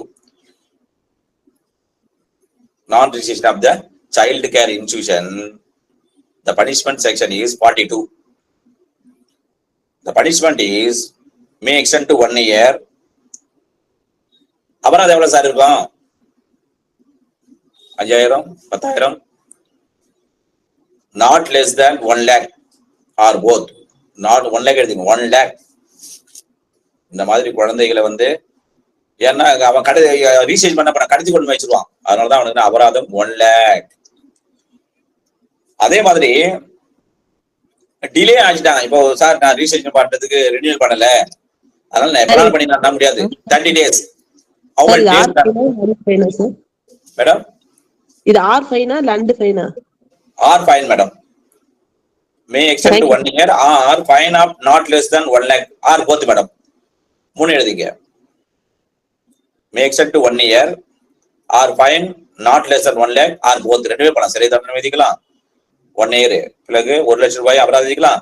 இரண்டையும் ஒரு ஆண்டு கால சிறை தண்டனையும் 1 லட்சம் ரூபாயும் இரண்டையும் சேர்த்து விதிக்கலாம். இப்போ 30 days ஒன்ஸ் என்ன பண்ணணும் அவரு? சப்போஸ் 30 நாள் கழிச்சு அவர் ரிஜிஸ்ட்ரேஷன் பண்றாரு, ரினியூவல் பண்றாருன்னா அவருக்கு எப்படி பனிஷ்மெண்ட்? ரிஜிஸ்டர் பண்ணல, அதனால ஒரு தண்டனை. 30 நாள் 35 நாள் வந்து அவர் வந்து ரிஜிஸ்டர் பண்றாரு, அவருக்கு தண்டனை கொடுக்க முடியாதா? எஸ், எவ்வரி 30 days என்ன பண்ணும் பனிஷ்மெண்ட், அந்த பனிஷ்மெண்ட்டோ அல்லது அந்த ஃபைனையோ இன்க்ரீஸ் பண்ணணும். அதான் சொல்லியிருப்பாங்க. அடுத்து பாத்தீங்கன்னா, இப்போ ஒரு டாஸ்மாக் கடைக்கு அனுப்புறோம், ஒரு குழந்தை அனுப்புறான். அந்த குழந்தை டாஸ்மாக் அனுப்பி அந்த குழந்தை இது மாதிரி செய்யறான்ல, மிஸ்யூஸ் பண்றான்ல, அவருக்கான தண்டனை என்ன? ஆஸ் பர் ஜேஜே ஆக்ட் 2015 படி இந்த மாதிரி ஒரு இன்டாக்ஸ் ஒரு சார் நீ வாங்கி வந்துலடா, இந்த ஒரு சிப் பண்ணிக்க அப்படின்னு கொடுக்குறான் ஒருத்தன். இவல நார்கோட்டிக் ட்ரக்ஸ் இல்ல psychiatric substance according to JJ act 2015 படி இதை கொடுக்குறேன்னு வச்சுக்கல, அப்போ அந்த நபரை எந்த பிரிவு படி தண்டிக்கப்படுவார்? என்னப்பா டாஸ்மாக் வாங்கி கொடுத்தான், அவன் ஒரு கோட் வாங்கி கொடுத்தான், ஒரு கட்டிங் அவனுக்கு கொடுத்தேன், பாவம் குழந்தை அப்படின்னு கொடுக்குறான். அவனுக்கு தண்டிப்பதற்கான எந்த சட்டம் என்ன தண்டனை கொடுக்கும் மேடம்? டாஸ்மாக் போய் இல்ல கஞ்சாவோ மதுவோ வேற ஏதோ கொடுக்குறான், அந்த பையனுக்கு வந்து கொடுத்து சரி நீ கொஞ்சம் சாப்பிட்ற ஒண்ணு தான் ஒரு கஞ்சா ஒரு இழுடா இல்ல வந்து இது பண்றான்னு சொல்றான். Super. Section Radha madam. Yes madam, thank you madam. 77 எழுதிங்க. ஜுனையல் அது அப்படியே போட்டா ஜேஜேன்னு வந்துடும், 2 ஜேஜேன்னு வந்துடும். அந்த 77 இப்படி போட்டீங்கன்னா அதே மாதிரி ஐபிசி நம்ம 77 சொல்லலாம், ஜுடிஷியல் ப்ரொசீஜர் போடுறோம், எக்ஸப்ஷன்ல வரும் 76 to 106ல ஜேஜே. இங்க மாதிரி இங்கே 77 போட்டுக்க. ஓகேவா? இப்போ இதுல இது கேள்வி அல்ல, இதுல வந்து அது RI regular imprisonment may extend to 7 years and shall also fine. அப்படின்னா அந்த கண்டிப்பாக அத்துடன் அபராதம் விதித்தல் வேண்டும். மே எக்ஸ்டெண்ட் டு 1 லட்சம் ரூபாய், 1 ரூபாயும் போடலாம், 50,000 போடலாம், 75,000 போடலாம், 1 லட்சம் போடலாம். அப்போ சரி. சரி, இன்னொரு கேள்வி சார். இப்போ நான் வந்து என் குழந்தைய ஹாஸ்பிட்டலுக்கு கூட்டு போறேன். குழந்தைன்னா என் பேரனை நான் வந்து ஹாஸ்பிட்டலுக்கு கூட்டு போறேன். டாக்டர் வந்து அவன் பையன் ரொம்ப நாளா 4-5 நாளா இருமிக்கின்னு இருக்கான், இருமல். தாத்தா என்ன ஹாஸ்பிட்டலுக்கு கூட்டு போன்னு சொல்றான். சரி வாடான்னு கூட்டு போறேன் பக்கத்துல இருக்கிற ஒரு கிளினிக்கு.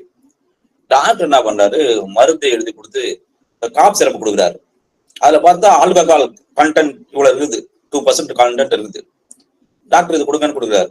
நான் என்ன பண்றேன், பாக்குறேன், ஐயோ இதுல ஆல்கஹால் கண்டென்ட் இருக்குது, ஆஸ் பர் 77 வந்து நமக்கு தண்டனை வருமே. பரவாயில்ல, தண்டனை பேரதானே முக்கியம் அப்படின்னு சொல்லிட்டு அந்த சிறப்பு 2 மூடி கொண்டாருல, சார் 10 ml கொடுங்க, thrice a dayன்றாரு, 3 வேளை கொடுங்கன்றாரு. நான் கொடுக்குறேன். அப்போ வந்து ஒருத்தர் வந்து நீங்க வந்து ஜேஜே ஆக்ட் படிக்கலையா, நீங்க 77 படிக்க நீங்க தண்டிக்கப்படுவீர்கள், நீங்க வந்து உங்க பேரனுக்கு வந்து நீ ஆல்கஹாலை கொடுத்துட்டீங்க, இன்டாக்சிகேஷன் கொடுத்துட்டீங்க, மது கொடுத்துட்டீங்க, அதுல போதை இருக்குது இல்ல அதுல அப்படின்னு சொல்றான். ஏன்னா தண்டிக்க முடியுமா முடியாதா? Not offence, it is used for மெடி. Super sir. யாரு? முகமது சகீர். சூப்பர். அதை எழுதிங்க, எக்ஸப்ஷன் போடுங்க, எக்ஸப்ஷன். ஏன்னா இதுல தான் கேள்வி வரும். இந்த மாதிரி ஒரு கேள்வி கேட்டுட்டு இப்போ குவாலிஃபைடு மெடிக்கல் பிராக்டிஷன் மூலமாக பிரிஸ்கிரைப்டு பண்ணிட்டு அதை நான் ஒருத்தன் கொடுக்குறேன். அப்ப நான் வருவேனா? வரமாட்டேன். நானே தனியா கொடுக்குறேன். அதையே ஒரு 4 மூடி கலந்து கொடுத்துட்டுனா நான் வரும். I will be punishable as per section 77. Super. இப்போ 24, question number 24. What is sexual harassment according to Sexual Harassment of Women at Workplace Act 2013? அதாவது பணி செய்கின்ற இடங்களில் பெண்களுக்கான பாலியல் ரீதியாக தொல்லை கொடுக்கின்ற சட்டம், அதை தடுக்கின்ற சட்டமானது 2013 இருக்குல்ல, அதுல செக்ஷுவல் ஹராஸ்மெண்ட் பாலியல் ரீதியாக துன்புறுத்துதல், ஹராஸ்மெண்ட் துன்புறுத்தல் என்றால் என்ன, எங்க டிஃபைன் செய்யப்பட்டிருக்கிறது, அது எவ்வாறு இருக்க வேண்டும்? இப்படி இதெல்லாம் போட்டீங்கன்னா எல்லா கொஸ்டினுக்கும் நம்ம ஆன்சர் பண்ண முடியும். We can answer all the questions. What are the questions may be asked? அது தெரியாது. இப்போ 2n வச்சுங்க. n 2n. இப்போ ஒரு சின்ன ஒரு இது பாருங்க. இப்ப நீங்க ஐபிசிலையும் அதாவது பிஎன்எஸ், நியூ பிஎன்எஸ் இருக்குது, ஐபிசி இருக்குல்ல, இது அப்படியே ட்ரையாங்கல் போடுங்க. ஃபர்ஸ்ட் ட்ரையாங்கல் போடுங்க. 2n வந்து செக்ஷுவல் ஹராஸ்மெண்ட் ஆக்ட் 2013ல 2n. ஐபிசில இருக்கணுங்கிறது 354A இருக்குது. பென்டகன் போட்டு கீழே ஒரு கோடு போட்டுங்க பாருங்க. 354 இது வந்து 74 ஆயிடுச்சு. 354A 75, 354B 75, 376 வந்து 76, 377 78. அப்புறம் பாத்தீங்கன்னா 509 வந்து 79 போடுங்க. 509 79 இது அந்த அப்படியே 6 போட்டுங்க. பென்டகன் போட்டு கீழே ஒரு கோடு போட்டு 79 509 ஆப் ஐபிசி இருக்கணும். இது ஒரு அப்படியே போட்டு 6 செக்ஷன் உங்களுக்கு ஒரு கொஸ்டின் வரது வாய்ப்பு இருக்குது. 354 மாடஸ்டி ஆஃப் உமன், 350A வந்து செக்ஷுவல் ஹராஸ்மெண்ட், பி வந்து பேர் பாடி, அதாவதுன்னா உடலை நியூடா பண்றான், அவனே பண்றான், இல்லைன்னா அந்த பெண்ணை நீ வந்து ஆடையெல்லாம் கட்டுன்னு சொல்றான். பின்னா பிறந்த மேனி, பேர் பாடி ஞாபகம் வச்சுக்கலாம். சின்னா கேமரா, அந்த பெண் தனிமையாக செய்கின்ற போது அவன் என்ன பண்றான், படம் எடுக்கிறது. அப்புறம் இந்த டினா வாடின்னு ஸ்டாக்கிங். ஓகேவா? 78ல 8 வாடி அப்படின்னு சொல்லலாம். 9 10 79 வருது. அதே மாதிரி 509 வருது. இங்க இன்சல்ட், அங்க வந்து outrage of modesty of 354. What is the difference between 354 and 509னா அங்க வந்து மாடஸ்டி ஆஃப் பண்ணி இங்க இன்சல்ட், அந்த இன்சல்ட் வருங்க, அந்த பெண்ணை வந்து அவள்படுது. இந்த 6 செக்ஷன் அப்படியே போட்டுங்க. கொஞ்சம் சொல்லணும்னு சொல்லிட்டேன். சரி, இப்போ இங்க வாங்க. அப்புறம் 75 PNS இதை ட்ரையாங்கல் போட்டுங்க. அதுல என்னன்னு பாத்துட்டீங்கன்னா இதுல இன்னொரு விஷயம் என்னன்னா, இந்த 2n இருக்குல்ல, இந்த 2 எண்ணில் இருக்கிறது தான் அப்படியே ஏற்கனவே இருக்குதுல்ல 354 ஏவில் இருந்த class 1, class 2, class 3, class 4, class 4 இருக்குது. இப்போ கிளாஸ் 5 வரைக்கும் போட்டிருக்காங்க. அதே தான் எல்லாம் சொல்லியிருப்பாங்க, 2 எண்ணில் சொல்லியிருப்பாங்க இந்த செக்ஷுவல் ஹராஸ்மெண்ட் ஆக்ட் 2013ல. ஓகேவா? சரி, அடுத்தது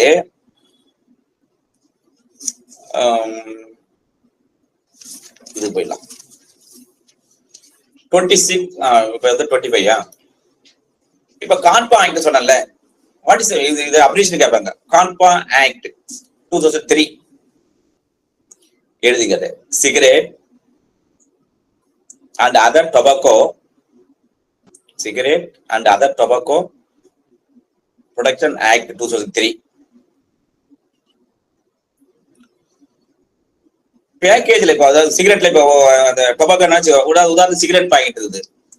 அந்த சிகரெட் பாக்கெட்ல எச்சரிக்கை என்பதை குறிப்பிட்டு சொல்ல வேண்டும். ஐயா, இத cigarette smoking is injuries to injuries to health, இல்ல காஸ் இன்ஜுரிஸ் டு ஹெல்த். புகைப்பிடிப்பது உடல் நலத்திற்கு தீங்கானது. அது சும்மா சொல்லுவாங்க கொஞ்சம். அதை வார்னிங் எச்சரிக்கை செய்தல் வேண்டும் மக்களுக்கு. இல்லைன்னா அந்த பாருங்க, பிடிங்க, நீங்க ஒரு சிகரெட் படிச்சிருந்தா எக்ஸாம்ல படிக்கும் போது ரெண்டு பேஜ் படிச்சுட்டு ஒரு சிகரெட் படிங்க, அப்படியே மறுபடியும் படிக்க வேண்டியதுன்னு சொல்லிட்டு கொடுக்க முடியுமா? அப்ப என்ன பண்ணும்? எச்சரிக்கை கொடுக்க வேண்டும். இந்த புகைப்பிடித்தல் என்பது காச நோயை உண்டாக்கும். அதெல்லாம் டிவியில் சொல்லலாம்ல, இந்த மாதிரி கேன்சர் வரும் அப்படி சொல்றேன். அது மாதிரி எச்சரிக்கை செய்தல் வேண்டும். அந்த பாக்கெட் மீது வார்னிங் சொல்ல வேண்டும் என்று சொல்லுகின்ற பிரிவு எது? இன்ஸ்கிரைப்டுனா பொறித்தல் வேண்டும் சார். செக்ஷன் 8 கொட்டு தலைமையில ஒரு கொட்டு. கார்த்திகா ஆனந்த் கொட்டுமா ஒரு தலைமையில ஒரு கொட்டுமா? இதுக்கு எதுக்கு இவ்வளவு பில்டப்? அதானே கேக்குறீங்க. தெரிஞ்ச விஷயம் போய் 8 கொட்டுனா அந்த வார்னிங் மேல வார்னிங் ஏன்டா சொல்லலன்னு என்ன பண்ணும்? அந்த ரேப்பர் மேல, சிகரெட் ரேப்பர் மேல கொட்டணும். சேப்பார் 8.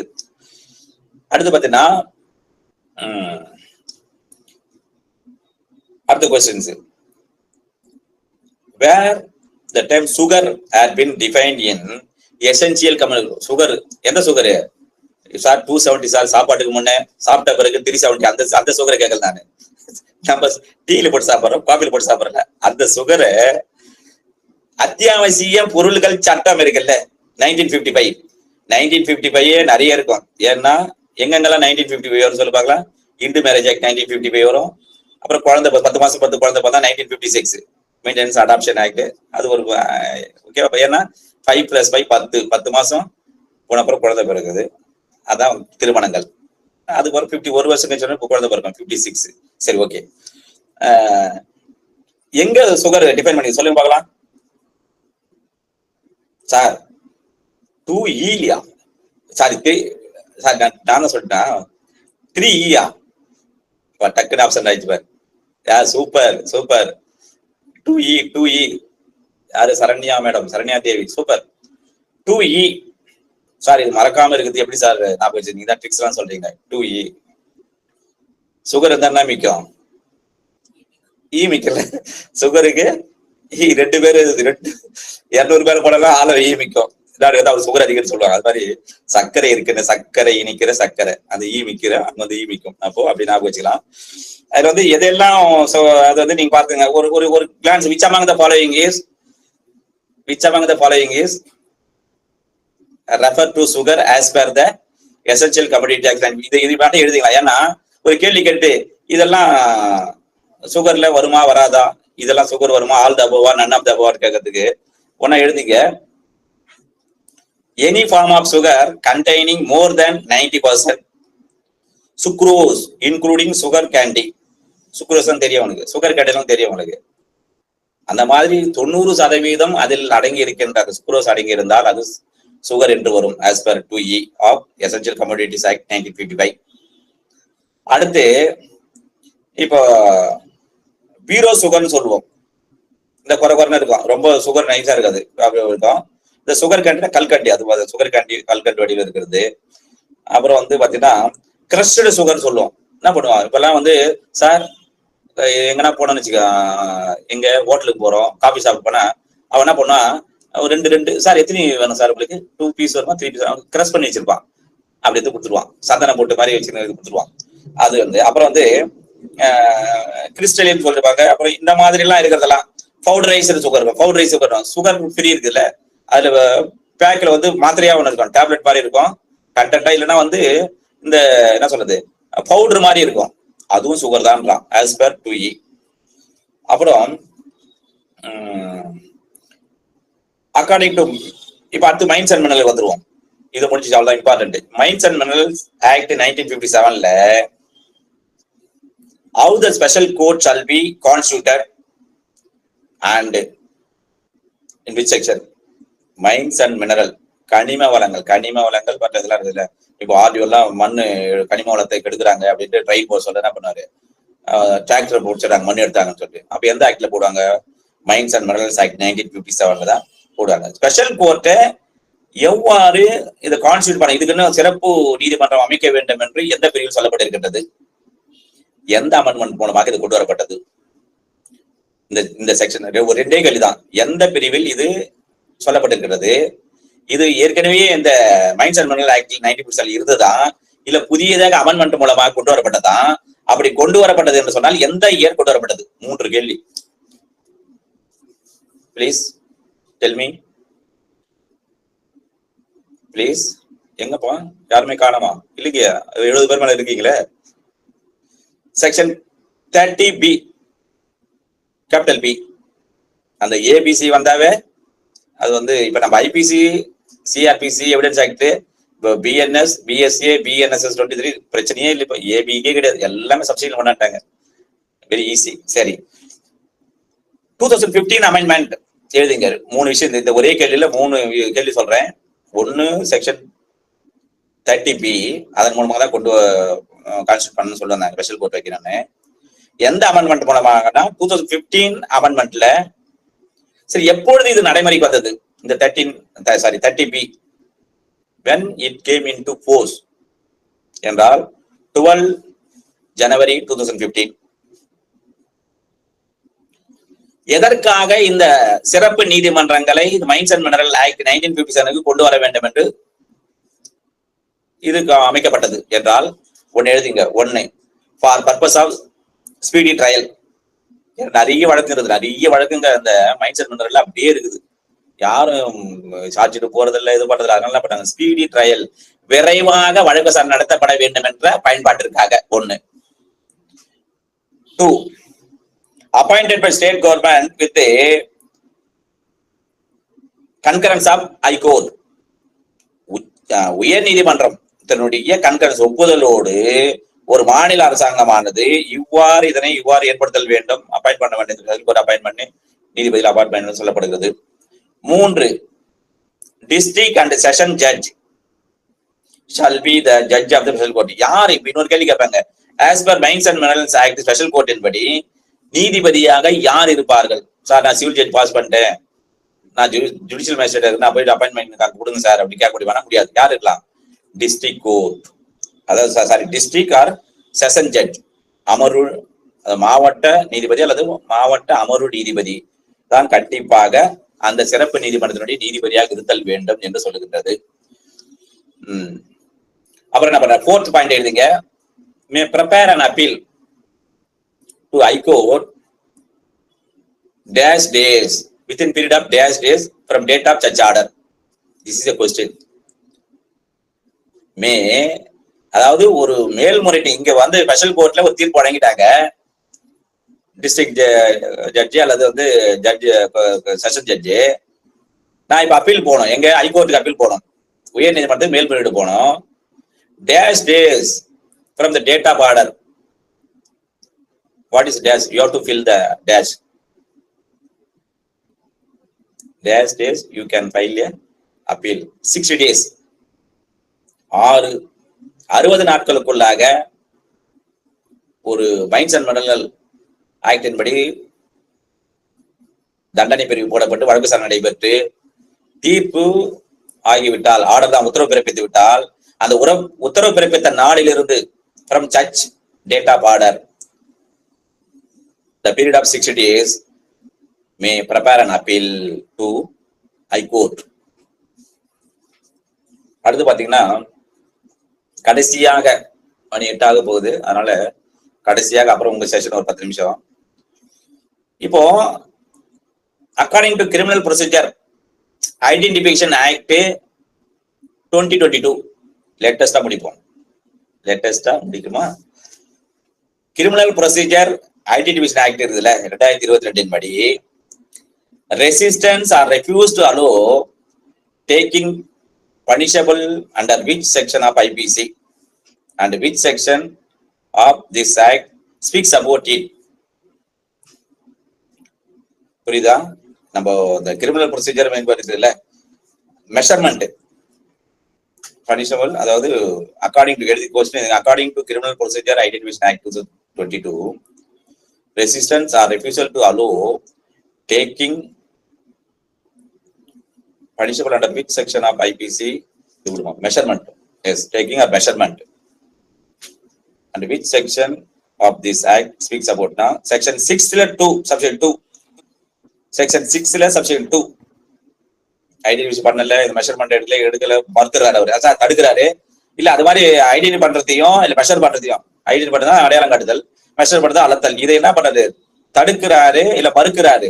நான் வரமாட்டேங்க, ஐடென்டிஃபை வரமாட்டேங்க, நானு இல்லைங்க நான் வரமாட்டேன், நீங்க என்ன செய்யாதீங்க அப்படின்னு தடுக்கிறாரு என்றால் அவருக்கான தண்டனை என்ன அப்படின்னா, இப்ப ஐபிசில பாத்தீங்கன்னா இப்போ இங்க வந்து செக்ஷன் 6 செக்ஷன் 2 இருக்குது. ஐபிசி எங்க சொல்லப்படுது? அதான் கேள்வி.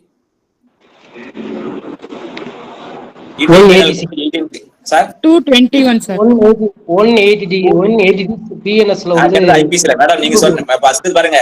நான் இன்னொன்னு சொல்றேன் உங்களுக்கு, இன்டர்வியூ எல்லாம் நான் சொல்றதை நல்லா புரிஞ்சுங்க, உங்களுக்கு எல்லாம் தெரியும். ஆனா out to presentation, out to out to present தான் தெரியணும். இப்ப உங்களுக்கு எல்லாம் தெரிய ரெடியா இருக்கீங்க. இப்போ பிரியாணி சுட சுட இருக்குது, எப்படி சாப்பிட தெரியும்? நேரம் அப்படி போட்டீங்கன்னா அவ்வளவுதான், கொதிக்கும் வாய், அவ்வளவுதான். ஐயோ பா எனக்கு பிரியாணி வேணும் ஓடுறீங்க.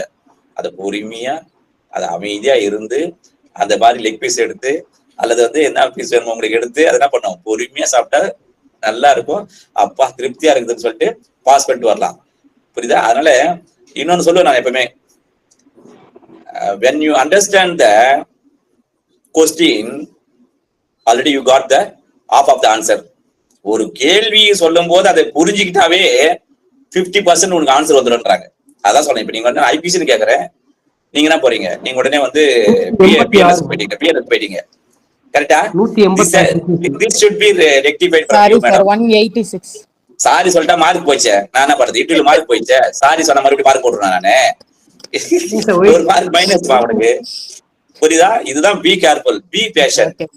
பொறுமையா இருந்து அப்சர்வ் பண்ணுங்க. என்ன நான் வந்து சொல்றேன், நான் வந்து கிளாஸ் சப்ஜெக்ட் எடுக்கிறேன்னு சொல்ல வரல உங்களுக்கு. How to pass, how to read, how to study, how to ரைட்ன்றதை கரெக்டா சொல்லுவேன். அதனால கண்டிப்பா இதை ஃபாலோ பண்ணுங்க. எவ்வளவுதான் படிச்சிருந்தாலும் அதை அப்படியே போய் அங்க நம்ம ப்ரெசென்ட் பண்ணணும். அதனால எல்லாருக்கும் யாரு பெக்யூலியரா அந்த இன்டெலிஜென்ஸா பிரசன்ஸ் ஆஃப் மைண்டை பயன்படுத்தி எக்ஸாம் எழுதுறாங்களோ இன்டர்வியூ அட்டன் பண்ணா உள்ள பாஸ் பண்ணுவாங்க. ஏன்னா எல்லாருமே நாலேஜபிள் பர்சன் தான் எல்லாரும் காப்பாரு. புரியுதா? சோ அப்ப வந்து ஐபிசி பார்த்தா 186 ஆஃப் ஐபிசி. அப்ப பிஎன்எஸ் தான் 221 பிஎன்எஸ் சொல்லியிருப்பாங்க. ஓகேவா? இவ்வாறாக அது பாத்தீங்கன்னா இதையும் சொல்லிடலாம். Punishment, what is the punishment? Obstructing public servant in discharge of public functions, அது 220 சொல்லியிருப்பாங்க. May extend to 3 months or ₹2000 fine. அது நான் காக்னிசபிள் பெயிலபிள் தான். சரி, அதெல்லாம் அங்க போனோம். ஐபிஎஸ்ல 3 months, ஐபிஎஸ்ல பார்த்தா 3 months சொல்லியிருப்பாங்க. ரெண்டு தான், ரெண்டு நல்லா புரிஞ்சுக்க. ரெண்டுத்துக்கு ஐபிசிலையும் பிஎன்எஸ்லயும் 3 months தான் இம்ப்ரீஸ்மெண்ட். ஆனா ஃபைன்ல பாத்தீங்கன்னா ஐபிசில 500 தான். இப்ப எப்பவுமே அது 500 ஒரு 0 சேர்த்துங்க சார். 0 சேர்த்து என்ன சார் ஆயிடும் போதுன்னா 500 5000 ஆயிடுமா? புரியுதா? ஒரு 0 வேல்யூ எவ்வளவு? 4500 ரூபாய். இங்க ஆட் பண்ண எவ்வளவு? 4000 ரூபாய் ஒரு 0 வேல்யூ. அது மாதிரிதான் நீங்க ஒரு கொஸ்டின் நீங்க சொல்லிட்டீங்கன்னா ரைட் கான்சிடரா இருந்தா நீங்க டாப் 1ல ரேங்க்ல வந்துறீங்க. உங்களை யாரும் பீட் பண்ணவே முடியாது. எனவே உண்மையிலேயே நீங்க எல்லாம் வந்து தங்க கட்டிகள்.